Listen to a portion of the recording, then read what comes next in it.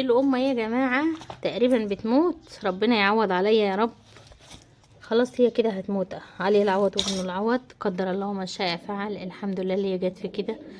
طلعتها بره وحطت لها اكل وحطت لها ميه، بس مقطوع منها النصيب. تعالوا نشوف انا عملت ايه بقى في البيض. بسم الله الرحمن الرحيم. اللهم صل وسلم وزد وبارك عليك يا حبيبي يا رسول الله. انا نقلت البيض كله تحت الفرخه دي، ونقلت الكتكوتين اللي طالعين كمان تحت الفرخه دي. كان نفسي ربنا يفريلي الفرخه. بسم الله والصلاة والسلام على أشرف خلق الله سيدنا محمد ابن عبد الله، ما ضاقت إلا وفرجها الله. اللهم صل وسلم وبارك على سيدنا محمد بقدر حبك فيه، اللهم بجاه عندك أن تفرج عنا ما نحن فيه. صباحكم فل، صباحكم ورد وياسمين، صباحكم زي لون الأرنب الجميل دهوت. ربنا يجعل أيامنا وأيامكم كلها جميلة وحلوة يا رب، ورضا من رب العالمين، اللهم آمين. عاملين إيه يا رب؟ تكونوا بخير، وحشتوني جدا جدا جدا. ربنا يبارك فيكم ويحفظكم ويسترها معاكم في الدنيا وفي الآخرة ويكبر خاطركم يا رب، اللهم آمين. ويرزقني وإياكم رزقا حلالا طيبا مباركا فيه، اللهم آمين اللهم آمين اللهم آمين. ايه الأخبار يا أم رحاب؟ في ايه النهاردة إن شاء الله بفضل ربنا سبحانه وتعالى وبفضل دعواتكم هنسلم أوردرين.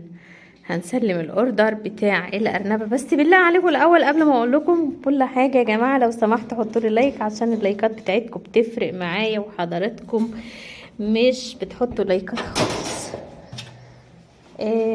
احنا لسه الساعه 6، لسه النهار كده الدنيا ضلمه، لسه النهار ما طلعش، وانا جايه علشان طبعا لما بيكون عندي اوردر هيتسلم ويسافر مكان بعيد بحب اصحى بدري علشان خاطر اوصل الحاجه بدري، عشان الحاجه ما تتبهدلش لو في برد لو في حر لو في اي حاجه.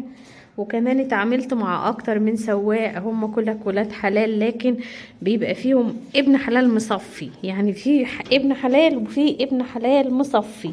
فربنا يبارك فيهم كلك ويكفوهم شر طريقهم ويردهم لأهاليهم كده بالسلامة يا رب، اللهم آمين. فيهم واحد ابن حلال مصفي، حسام، ربنا يبارك فيك في طريقك يا حسام.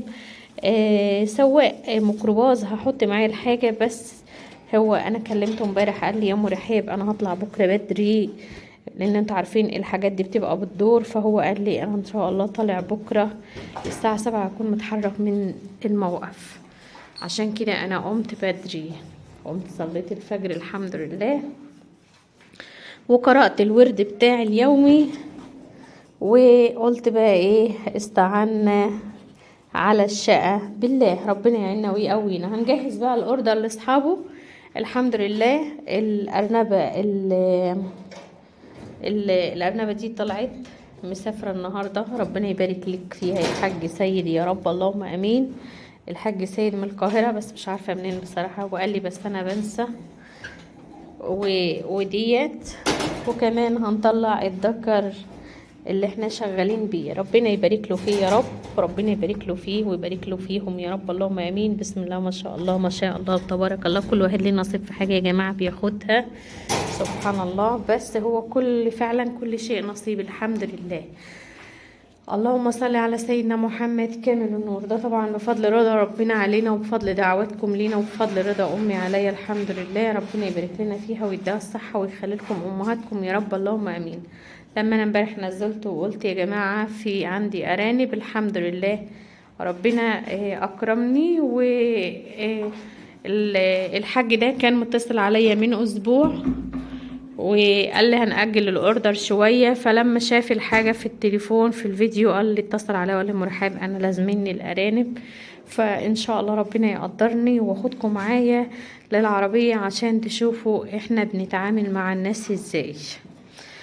الست اللي انا اتكلمت امبارح ربنا يشفيها ويعافيها يا رب، بنتها قالت لي ماما كانت تعبانه امبارح، ربنا يشفيها ويعافيها. الست اللي انا اتكلمت ان هي اول مره تتعامل معايا وما عندهاش ثقه فيا، طبعا انا مش زعلانه منها يا جماعه، بس انا بقول يعني كل واحد فعلا بيبقى عنده حق، وكل واحد جايز هي اتنصب عليها مره. كتير قوي من الناس، كتير قوي بتنصب على بعضها، وربنا يكفينا شر الناس ديت يا رب.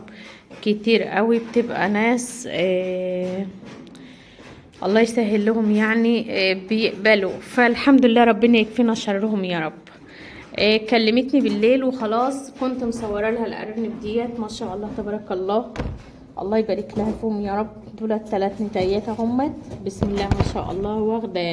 واخده دوتش، وواخده بيبيون، وواخده بلجيكي، وواخده دكر اهو دوتش اللون التاني ده. وقالت لي كمان شوفي لي كمان دكر.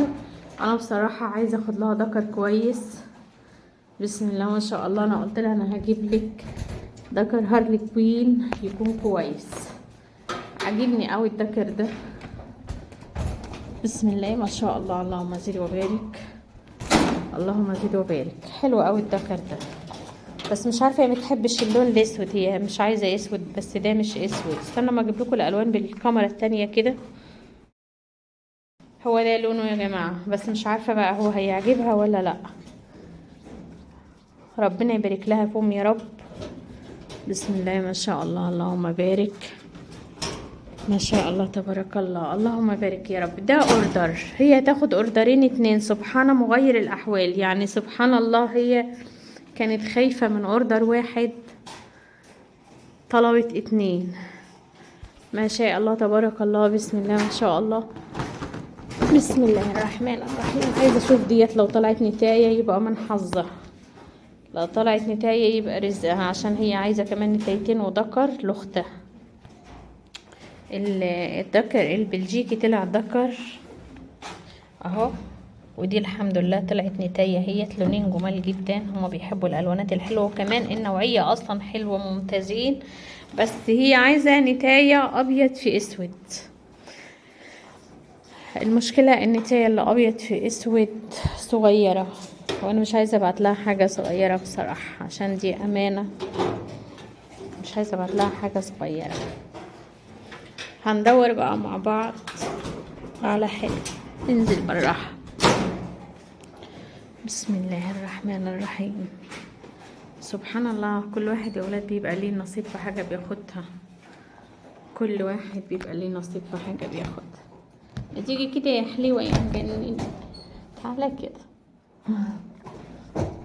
الحتة دي جميلة قوي، الحتة دي جميلة قوي قوي قوي قوي. انا بحب الحاجات دي، بحب الحاجات اللي هي بيبقى فيها ايه، اللون الفراني مع البرتقاني مع الحته دي. الحته دي حلوه، شوفها لو نتايه هديها لها. بسم الله ما شاء الله، اللهم زد وبارك، اللهم زد وبارك، اللهم زد وبارك. غيرت لها وحاولت على قد ما اقدر يا جماعه اختار لها الالوان. بصوا لما بيكون الزبون عايز الوان مختلفه بيحيرني، لان ممكن الاقي اللون ده دكر، ممكن الاقي اللون ده نتايه، ممكن الاقيش من اللون ده خالص، فبيبقى الموضوع صعب بصراحه. لكن لما ما شاء الله تبارك الله ده الذكر. استنى انا هشوف لكم ايه ده ايه وده ايه وده ايه، عشان كده كده انا قايله لي صوروهم لي وبعتهم لي على الواتس على طول. تمام، يبقى البلجيكي ده ذكر، الاحمر ده ذكر، ما شاء الله تبارك الله. انتوا عارفين ان انا بحب النوعيه دي، كنت مربيه منها عندي اكتر من واحد. والحلوه دي نتايه ام هلال دي، والحلوه ديت نتايه، ربنا يبارك لها فيهم يا رب. هنحاول بقى نعبي الحاجات ديت وربنا يرزقنا. يبقى كده ده اوردر ما شاء الله تبارك الله، اللهم زد وبارك، ربنا يبارك فيه لاصحابه يا رب، ربنا يبارك لهم فيه ويوصلهم بالسلامة يا رب، اللهم امين. بسم الله الرحمن الرحيم. وكمان ده اوردر، هما الاتنين رايحين الجيزة، هما الاتنين رايحين الجيزة ما شاء الله تبارك الله. هناك 3 وهنا ما شاء الله تبارك الله 5. ربنا يبارك لهم يا رب ويصلح حالهم ووصلوا كده بالسلامة ويطمنوني عليهم يا رب. هنشوف بقى وده اوردر تاني اللي هو نتايتين العشار مع الذكر. هطلع بقى هفطرهم الاول عشان ما يبقاش حرام علينا. الاسود عندي الاسود كبير اهو ما شاء الله تبارك الله على وش شهر، بس سبحان الله بيقولوا لي احنا مش عايزين اسود، سبحانك يا رب، مع ان الاسود ده جميل. شوفوا الارانب مع بعضين بعض ازاي، لا اله الا الله. ده مش جرب على فكره يا جماعه، دولت واكلين بعض. استني بصوا، معورين بعض، عاضين بعض، سنتين اهم وسنتين اهم. بيبقوا يعضوا بعض وهم صغيرين، ما شاء الله تبارك الله. ديت لو ما كانش في نصيب لحد انا هربيها ليا دي، لان ما عنديش ما عنديش الاسود ده، وهي بصراحه عجباني. يلا يا جماعه اطلع بقى اجهز احط لهم ياكلوا ويشربوا الاول، علشان اجهز الحاجه اللي هناخد فيها اللي نعبي فيها الحاجات دي عشان نطلع مع بعض. يلا توكلنا على الله ودعواتكم لينا. انا عايزه اقول لكم على حاجه. انا من ساعه ما نزلت من فوق وانا سامعه صوت صوصوه، بس مفكره ان الفرخ اللي تحت عند الفراخ البيضه هو اللي بيصوصو. اتفاجئت. بصوا انا ما اعرفش اصلا الفرخه دي تحتها بيضه، قرب يطلع. بسم الله ما شاء الله اللهم بارك. انا ما اعرفش اصلا ان هي بتطلع. انا جيت لقيت البيض متلج، ولقيتها نايمه يا عيني على الارض، هي مش شايفه. هي طلعت بالليل والاوضه ضلمه عليها وهي ما شافتش. البيض متلج والفراخ متلجه. الله المستعان، وربنا يستر ويعديها. ما تدوسيش على ولادك، نام. هي فيها ايه؟ هي تعبانه ولا ايه؟ مالك يا روحي؟ مالك يا روحي؟ طب نامي نامي كده. في حاجه كانت عندك؟ ده بيضك اهو. الفرخه دي تعبانه يا ولاد، الفرخه دي تعبانه. مالك؟ لا حول ولا قوه الا بالله. طب نامي كده. الفرخه دي تعبانه. الفرخه البيض مليان فاش. لا حول ولا قوه الا بالله العلي العظيم. طب استنى معهوش دولت، ربنا يستر ويعديها على خير. استنى يا جماعه. الرحمن الرحيم. لا حول ولا قوه الا بالله العلي العظيم. يا ربي بس البيض ما يكونش مات. الرحمن الرحيم. اللمبه بتاعت الاوضه ديت، سبحان الله، الكهرباء كانت علت واتحرقت، وانا ما جبتلهاش لمبه. لا حول ولا قوه الا بالله العلي العظيم. بس البيض بارد. انا مش قادره اصور لكم. في حاجه غريبه. انا هشيل الحطب ده من هنا طبعا. بسم الله الرحمن الرحيم. ربنا يستر بس والفرخه ترضى تكمل رقاد على البيض. البتاع ده انا مجرباه قبل كده يا جماعه. حلو مش وحش. البتاع ده السبراي ده ولا اسمه ايه اللي هو بقى انا رشيته ده كويس. بس ازاي انا ما شفتش حاجه زي كده؟ ازاي انا ما شفتش حاجه زي كده؟ وهل هي طالعه من بالليل؟ يعني البيت كده مات. ربنا يعديها على خير. عايزه ارش جسم الفرخه وارش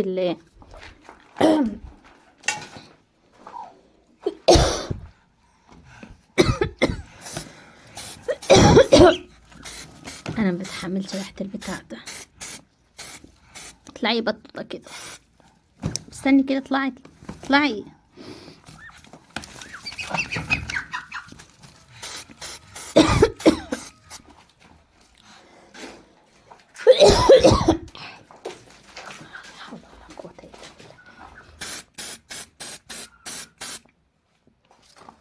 موتي. يا رب تستر. انا ريحتي بخاف.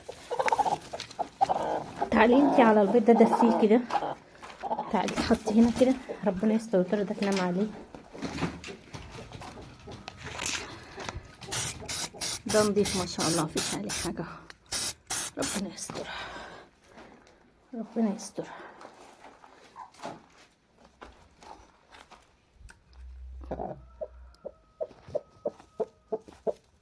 عادي انا ممكن ابدله لها مكانها. خلاص الحمد لله. بصوا البيضه كانت عامله ازاي. بس مات اهو.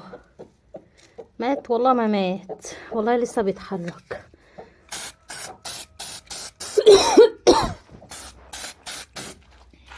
المفروض الفرش ده بقى يتولع فيه خالص.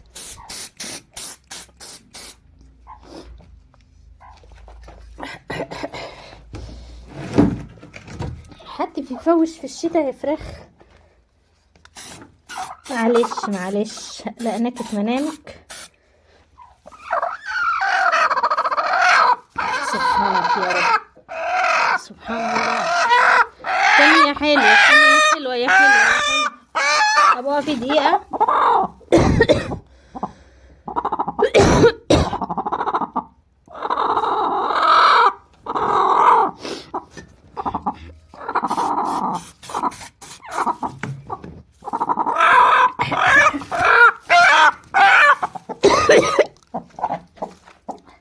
انا مش هموت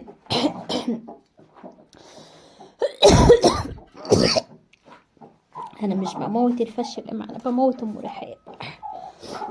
همسك الفرخه ارشها برضو عشان لو حطيتها على البيض، واشوف البيضه هي عايزه ترقد يا حبيبتي، بس كتر خيرها برضو كتر خيرها. يعني هي بتبص للتانية اهي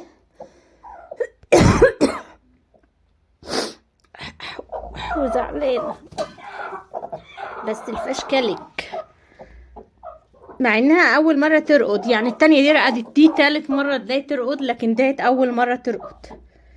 بس سبحان الله. استنى بقى اما ارشها عشان بصوا طالع على ايدي ازاي، شايفين؟ دي الام يا جماعه تقريبا بتموت، ربنا يعوض عليا يا رب. خلاص هي كده هتموت، علي العوض وابن العوض، قدر الله ما شاء فعل. الحمد لله اللي هي جت في كده. طلعتها بره وحطت لها اكل وحطت لها ميه، بس مقطوع منها النصيب. تعالوا نشوف انا عملت ايه بقى في البيض. بسم الله الرحمن الرحيم. اللهم صل وسلم وزد وبارك عليك يا حبيبي يا رسول الله. انا نقلت البيض كله تحت الفرخه دي، ونقلت الكتكوتين اللي طالعين كمان تحت الفرخه دي. كان نفسي ربنا يفريلي الفرخه التانية دي، لان هي هندي فارسي، شغل عالي جدا. عيالها بسم الله ما شاء الله اللهم بارك اهمت. ربنا يعوضني خير فيها ان شاء الله، ويطلع البيض ده حي ما يكونش مات. هو البيض دي اهو، بس هل هو بقى هيطلع ولا هو مات؟ استنوا كده اشوفه في الكشاف. دي نقرة اهي. بصوا يا جماعه في الجو البرد اللي احنا فيه ده، ما اعتقدش ان البيض يكون لسه صاحي، اكيد البيض مات. ربنا يعوض عليا ان شاء الله. حطيت شويه تحت البطه من البيض اللي تحت بيض الفرخه نفسه اللي انا وحطيت شويه تحت ديت. اما اروح اودي الحاجه لاصحابها ان شاء الله، وكان لي نصيب ورجعت بالسلامه، هحاول اجيب لمبه واركبها هنا واروق الاوضه دي عن كده شويه. دي بقى خلاص كده يعوض ربنا، لا حول ولا قوه الا بالله العلي العظيم. عليه العوض ومنه العوض، قدر الله ما شاء فعل. الحمد لله اللي هي جايت على حد كده يا جماعه. شاريها غاليه والله العظيم، شاريها غاليه قوي، لان هي كانت فرخه مميزه اصلا وكنت بحبها قوي. وربنا يعوضنا خير ان شاء الله. يلا يا جماعه هسيبكم بقى عشان اروح اعبي الحاجه للناس عشان انا اتاخرت.